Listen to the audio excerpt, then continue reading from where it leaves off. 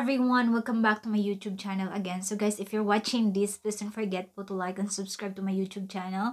And please don't forget po to hit the bell notification para updated kayo sa aking future videos.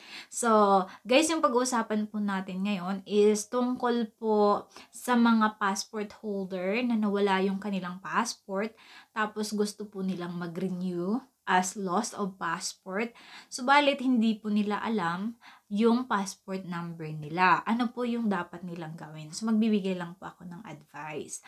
So, guys, kapag nawala po yung passport ninyo, of course, mafo-fall po kayo sa renewal of lost passport. Tapos, hindi nyo po alam yung passport number ninyo, yung year, at kung saan ninyo nakuha.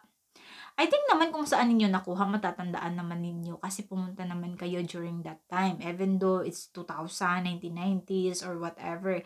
Kasi for sure, hindi naman yan mawawala sa memory ninyo. Yun nga lang, yung passport number at saka date of issue, yung pinakamahirap po sa lahat na dapat ninyong i-include. Kasi dati, nakaka-proceed po kasi yan kahit leave it blank, especially pag lost. And I don't know right now, meron po ata silang technical issue, nagkaka-issue po ata sila sa kanilang technical, ay hindi po nakaka-proceed kapag po wala pong passport number na i-include doon sa passport information kapag nag-click po kayo ng lost. So, ito po ang aking piece of advice. Kapag po kayo ay nag-include or nagpa-appointment ng loss of passport tapos hindi nyo po alam kung ano yung gagawin, ito po yung dapat ninyong gawin. After nyo po sa, syempre after nyo po, na-fill up nyo na po yung parents information ninyo. Tapos, i-click nyo yung next. Tapos, ito po yung lalabas, application type. Syempre, loss of passport kayo, hahanapin nyo. Meron lang naman po tayong tatlong application type, which is the new applicant, the renewal, and the loss of passport.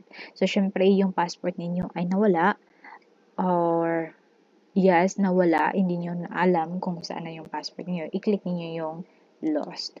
At kasi yung case dito is hindi natin alam kung ano yung passport number natin. So magsisimula tayo sa 000.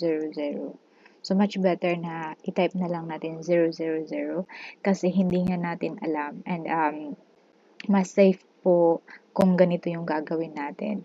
And then start po tayo, date of issue. If ever hindi nyo alam yung date of issue ninyo, i-click nyo na lang po yung January, tapos January 1. And for sure, meron kayong estimated year kung kailan ninyo nakuha yung passport ninyo or kung kailan ninyo yun natanggap. So, for sure, hindi nyo po yun malilimutan. Kung hindi nyo din po alam, then start na lang din po kayo. Siguro 2000 or kung ano pong year na applicable po sa inyo. So, this one, since this is an example, start natin po ng 2000. Now, yung issuing authority naman, yung issuing authority is kung saan nyo po nakuha yung passport ninyo. Kung anong DFA, kung saang DFA offices po ninyo nakuha yung passport ninyo. Halimbawa po is DFA Davao. DFA Davao po yung ilagay ko. For sure naman hindi nyo malilimutan kung saan kayo nag-appearance during that time, kung saan kayo pumunta na office, DFA office, para magkuha ng passport ninyo. And then, your citizenship, if usually naman pag Filipino birth or election, marriage, naturalization, or Republic Act 9225. Hindi ko alam kung ano po yung Republic Act 9225.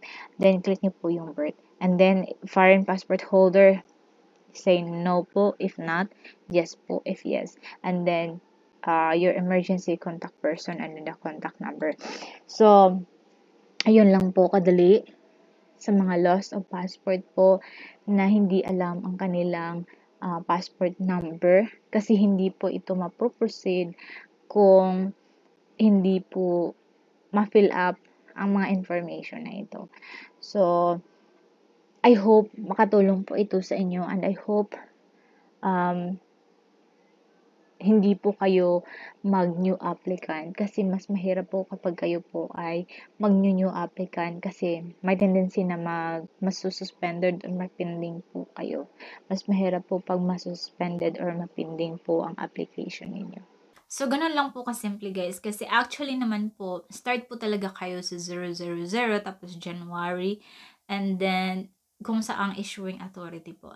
Actually naman po, during your appearance doon sa DFA ay i-correct naman po yan nila at mariretrieve naman po yan nila, especially kapag i-input nila yung date of birth ninyo. Kaya nga po, pag once na nabigyan na po kayo ng passport dati, ay hindi na po kayo pwedeng mag-new applicant kasi magkakaproblema lang kayo and it will end up po na masususpended yung application ninyo tapos kailangan nyo nang mag-submit ng another documents. That's a big no-no po. So, yung dapat ninyong gawin ay na lang po ng renewal of loss of passport. Madali lang naman po yan. Yun nga lang po, meron pong penalty na 350 pesos. And then to comply po all the documents, depend po kung anong klase po, kung expired na po ba si passport or hindi pa expired si passport. Now, let me tell you po kung ano po yung requirements ng expired na passport. Okay, unahin po natin yung passport na hindi pa expired kung ano yung requirements. Paulit-ulit na lang po ito. So, para sa renewal of loss of passport, tapos hindi pa expired, kailangan nyo ng confirm online appointment. Unang-una po sa lahat. Pangalawa po ay kailangan ninyo ng PSA birth certificate. Just bring PSA birth certificate just in case nahanapan kayo kasi you are served as new applicant but you're lost. And then valid IDs, tapos police report, and then affidavit of lost. So lahat po ng mga yan ay A4 size po. Tapos yung PSA is photocopy nyo na lang. And then yung valid ID ipapotocopy nyo na lang din po. Now let's proceed po sa loss of passport na expired na. So, mas madali po yung requirements ng loss of passport na expired compare po sa loss of passport na hindi pa expired. Si loss of passport na expired, yung requirements po ay confirm online appointment, PSA birth certificate, magdala na lang just in case po nahanapin kayo, valid ID, and then affidavit of loss. So, yun lang po yung kailangan ninyo. Now, kung magtanong po kayo kung magkano po ang babayaran sa passport na lost, na expired and not expired, is same cost po. Yung passport po is 950 pesos. 50 pesos po for convenience fee, which is a total of 1,000. And then 350 po for penalty, a total of 1,350 for regular processing. So, pag rush naman po ay 1,250 po si passport. Then, 350 na penalty, a total of 1,600 pesos kung gusto niyo magpa-rush. Kung ako po sa inyo, ay magpa-regular na lang po kayo kasi madali naman po mag-release si passport ngayon, unlike po dati na matagal po yung release ni passport. So, that's it guys, and if you have some questions, please leave your comment down below and I will try to answer as much as I can.